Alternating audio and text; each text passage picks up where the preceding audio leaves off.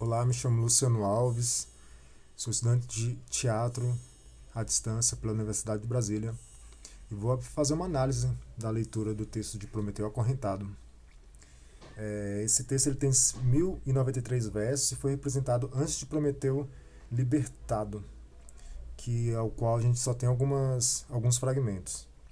Ele é considerado uma das mais conhecidas tragédias de Ésquilo e talvez o mais é, popular e conhecido drama de toda a literatura grega.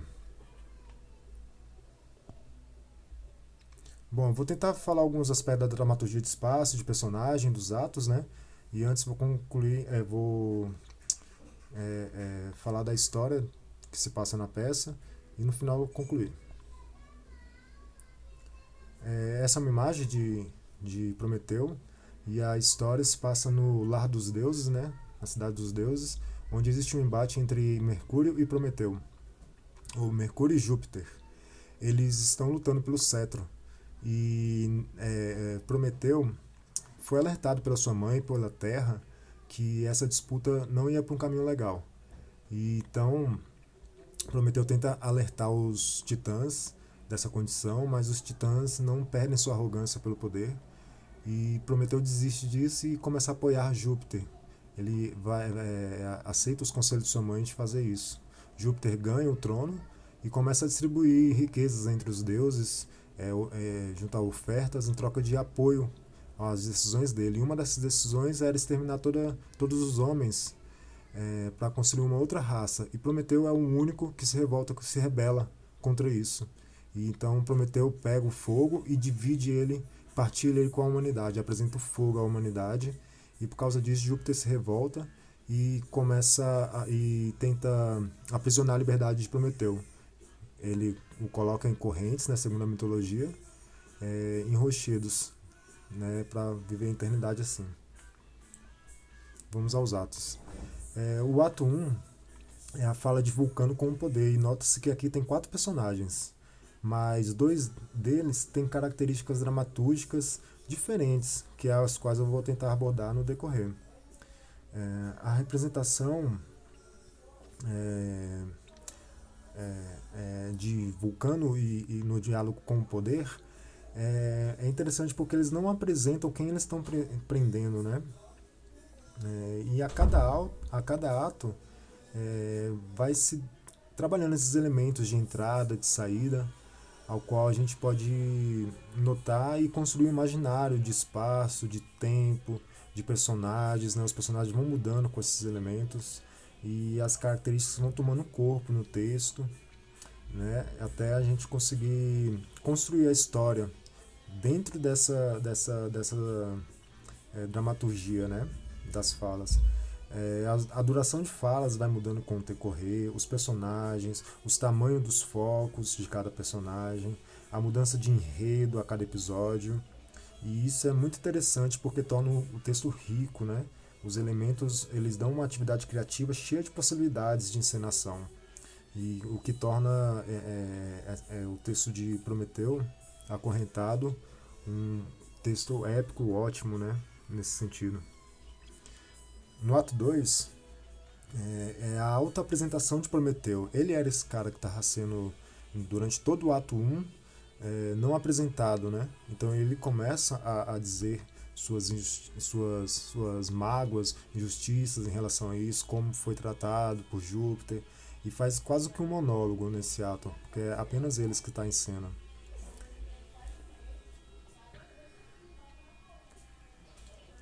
Antes de vir pro ato 3, só lembrar que no ato 2 tem essa presença trágica, né, na fala de Prometeu. Um elemento pesado, assim, né, carregado. Agora na fala 3 começa a se abordar mais essa dramaturgia. Né? O coro ele é aquela parte sonora, né? A sonoplastia do teatro, é o coro. E o Ésquilo, ele traz e personifica o coro como personagem, né? As ninfas do oceano. E isso traz uma beleza única, assim, porque imagina um personagem ao falar ser acompanhado, né, pela sonoplastia, pelo coro, e dialogar com outro que não tem essa presença, né? Então é uma coisa assim que o texto dialoga com a criatividade, né, de quem está lendo. É, traz riqueza para o texto. E percebe-se também a solidez da fala das ninfas, assim, que os diálogos são curtos e breves, diferentes do primeiro ato, né, onde percebe-se que Vulcano e o poder dialogam mais de forma acelerada, nervosa, ansiosa pelo fato de estarem empreendendo, né, um titã, assim, mas vocês vão ver que no decorrer do texto Prometeu se comporta como um deus, né? Eu mesmo achava que ele era um deus, depois que eu descobri que ele também era titã. Né? Os titãs são os filhos de deuses com os homens, né? Mas é, bom, enfim, né? E as ninfas, nesse ato, mostram toda a sua preocupação pela injustiça de Prometeu, né? Então cria um diálogo, assim, diferente, o ritmo diferente, o tempo diferente, né?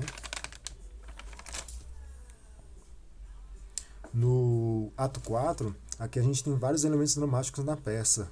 A personificação de mais um elemento, que é o oceano, né? Os elementos anteriores vão sendo repostos, né? Respondidos também. Começa a ter uma mudança de caráter nos personagens, tanto no de Prometeu, né, que começa a se tornar, sair do trágico e vir um pouco mais por cômico, humorado, irônico, né, satírico, é, é, é, e também as dúvidas dos personagens assim começam a surgir, né? O personagem do Coro, no caso, é, ele já não é mais identificado como as ninfas, apenas é escrito como Coro. Então já vem aquela questão de retirar elementos para nos jogar em outras histórias, né? Poder participar dessa construção dramática. E os diálogos se tornam mais longos, extranormais, e começa a se revelar outros vínculos na peça, né, ganhando mais espaço na dramaturgia. No ato 5, é a última vez que a gente vê as falas de Coro se comportando tão trágicas, né, a respeito do aprisionamento de Prometeu, e aqui já se tem o espaço construído no imaginário. Né, no entanto, assim, o tempo se torna outro. Né, tem um exemplo de uma fala que o Coro diz que não existe tempo para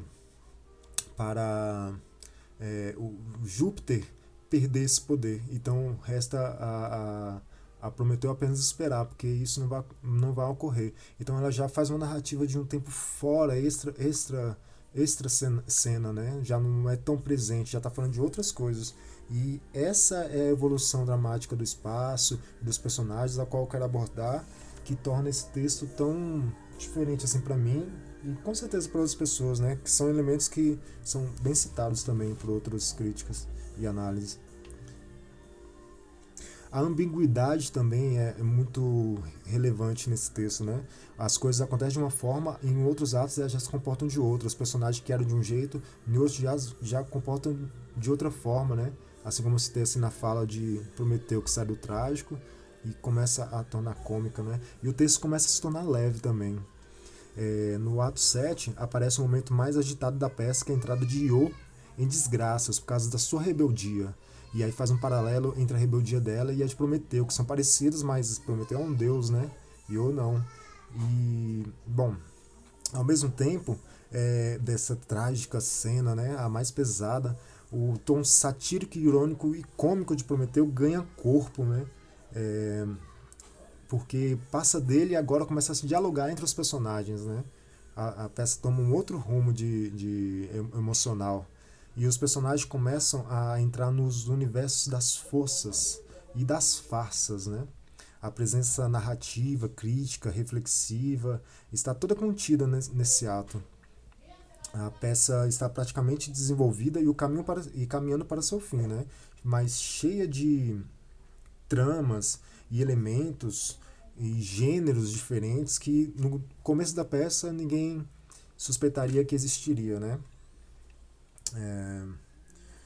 E isso é fundamental, né, para a dramaturgia, a entrada e a saída de cena desses elementos que compõem os personagens, quanto espaço, o imaginário, ocupando o raciocínio do leitor, né, que estuda o texto e começa a perceber esses elementos.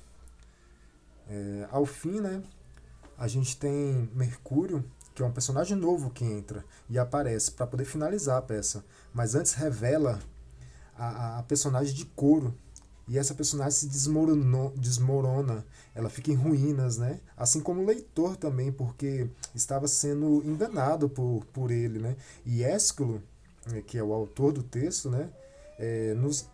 Não nos revela a nós que o Coro tinha uma personagem também no decorrer de todo o texto, porque ele só, em apenas um ato, ele coloca quem é o Coro, né?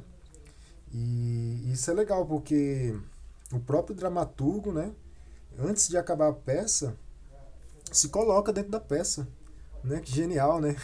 E isso é totalmente dramaturgia, né? E ele faz isso com uma técnica incrível. E nesse último ato, a gente também vê que aparece é, a peça despersonificando um dos personagens, que é a violência. Ela foi citada no primeiro ato, né? E só agora, e não tinha fala nenhuma, só foi citada no título, e só agora aparece essa palavra novamente no texto, né? Fazendo um paralelo com as ninfas, né? Que a gente vê no texto, dizendo como que a violência pode ser muda, né? Um saber muito profundo desse texto, né? Que torna ele muito bom. E o próprio Prometeu volta, né, ao tom agressivo na divisão, né, aqui no ato 7, na divisão de falas com Mercúrio, né, voltando ao aspecto trágico novamente, mas sem, porque ele tornou-se tão humorado no decorrer do texto que não se perde, mesmo voltando a ser trágico. É um paralelo de, eu não sei o nome, mas é uma distribuição assim de cargas, né, emocionais que o texto consegue fazer. E no último ato, né, finaliza-se a peça. Como conclusão, eu quero deixar mais uma obra artística aí, que é desse mito, né? E que provavelmente essa peça também ajudou a difundi-la, a escultura de Nicholas Sebastian, né, sobre Prometeu. Muito obrigado, né?